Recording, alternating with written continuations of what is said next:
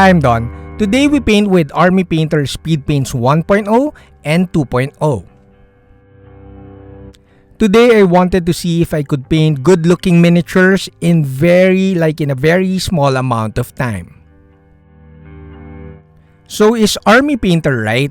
Are the speed paints really a one-coat solution? So watch this video as we turn all these miniatures into this.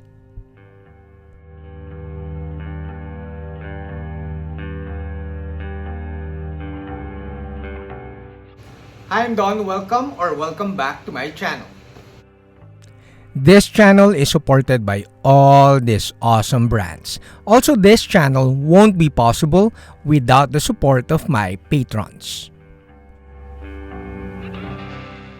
Ghamak Miniatures is the very first miniature painting partner for me for this channel.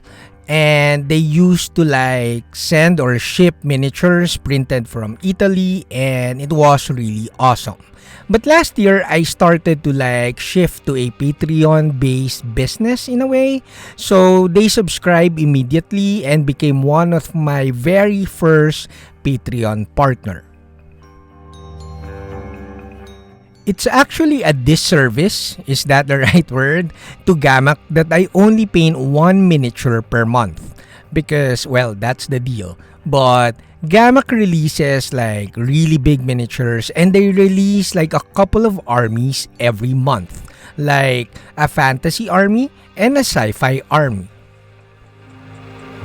So for today, for a change, we'll paint a huge unit of skellies from Ghamak Miniatures. We start the painting with Speedpaints 2.0 Metallics. So it's important to note that I bought these paints myself, so this video is not sponsored by Army Painter. We start with the 2.0 Metallics because supposedly it dries faster and also it does not reactivate. So it's a good foundation, or it's a good set of colors before we paint the Speedpaints 1.0.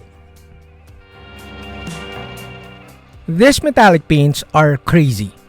This is the first time I'm painting metallics over white primer. Normally, I came from the gunpla hobby, you paint metallic paints over gloss black. And that will yield you a glossier finish. With this one, it's a really quick solution to painting metallics. But it's so weird that I'm painting it over white primer. It's actually good weird in a way, and also this should really be enjoyed by learners or painters that are new to the hobby, because it was so easy to apply. It's like painting with ordinary speed paints, although you're painting metallics. It flows so well over the miniature and you kind of create some sort of contrast. I'm looking forward to my Speedpaints 2.0 after using these metallic paints. Now we shift to Speedpaints 1.0, the very controversial Speedpaints 1.0. The Speedpaints 1.0 flows really well on the miniature. It's not similar to contrast paints. You produce more contrast with these paints. The problem with contrast paints sometimes is that the other colors are really nice and they produce good contrast. But some colors are too saturated, or they seem like base colors because they're kind of flat, but their coverage is really good. However, again, you do not produce contrast.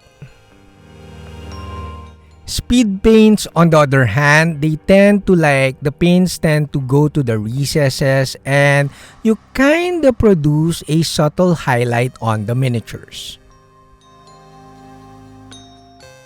Now I waited for the blue color to dry a little bit, around 30 minutes or a little bit more, and then I paint the pallid bone. I was a bit more careful with painting of the blue because you don't want blue paint on the skeletons. But with this one, since we decided to paint pallid bone on top of everything, well, not everything. I mean, if you do over painting Like you paint over the blue paint and you paint over the gold paints and the metallics, it's fine. Because palette bone is like a yellow ochre brown. So it will just look like weathering. So this is the reason why I chose to paint the main color, palette bone, last, and I painted the colors and the metallics first. I always say this in my videos, and it's like you need to know your paints. With this one, I'm still trying to really know the nuances and like the really good advantages of using speed paints. However, I knew that it's okay to paint the browns on top of the colors and of course on top of the metallics. It was actually easy for me to use the speed paints even though they reactivate because I like painting with oils. And to be honest, painting with these paints is almost like painting with oil paints. Now, since the Speed Paints 1.0 dry slower and they will reactivate, I'll put them aside and will make sure that they cure overnight. There is a very distinct advantage of the slow drying time. In my observation, the very distinct advantage of the slow drying time, similar to oil paints, is that you don't really produce coffee stains. As you can see, I intentionally flooded like the basing, and there's no coffee stains. The paints, the overloaded paints on the flat base, kind of blended towards the rest of the model.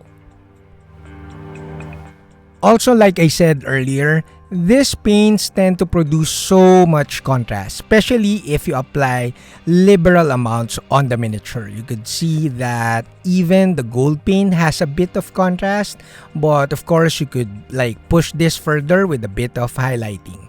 And now you could see the base, there's no coffee stains, it kind of blended really well over the less flooded areas, and it's super nice. Now we add a bit of finishing so that we have a little bit more color depth. It's advisable, or I would recommend, that you give these miniatures a quick layer of matte varnish. Since we use Speed Paints 1.0, even though we let it cure overnight, the reactivation might happen if you rub the paints too much. So I highly recommend that you apply a really quick matte varnish. Now we're applying a bit of green shade so that the skeletons will look a bit older, or like they have a bit of algae or something. But then again, I just want to have a bit more color depth. Also, I'm using citadels because I have yet to get some quick shades from Army Painter and of course the Speed Paint 2.0. I actually did not apply a matte varnish here because I'm light-handed, so I don't have the problem of rubbing off the Speed Paints 1.0. However, if you did apply a matte varnish, the gold parts will tone down a bit more. So now I recommend you put a gloss. I'm using like a gloss agrax here to kind of push the contrast of the gold parts a bit more and to make it look a bit more metallic. This technique I use when I want good-looking metallics without spending too much time on highlighting. Now, before our reveal, a ton of thanks to all my patrons, because without my patrons, this channel won't be possible. So obviously, Army Painter was right. I'm really happy with my purchases. Like I bought the mega set of Speed Paints 1.0. Also immediately bought the Metallics 2.0 after buying the 1.0. So I'm really happy with this purchase. Army Painter was right. It's really a one-quick, one-coat solution for army painting. It's my first time ever to paint more than 10 miniatures in one sitting. Usually I paint one miniature in a day, or maybe a couple of days, and make sure that I produce fairly good quality painting. But with this one, I spent like practically maybe a couple of hours, and I ended up with a fairly really good result, I think. So I'm really happy with these paints, and again, Army Painter was right. That's it, Pansit. I hope you liked the video and watch these other videos.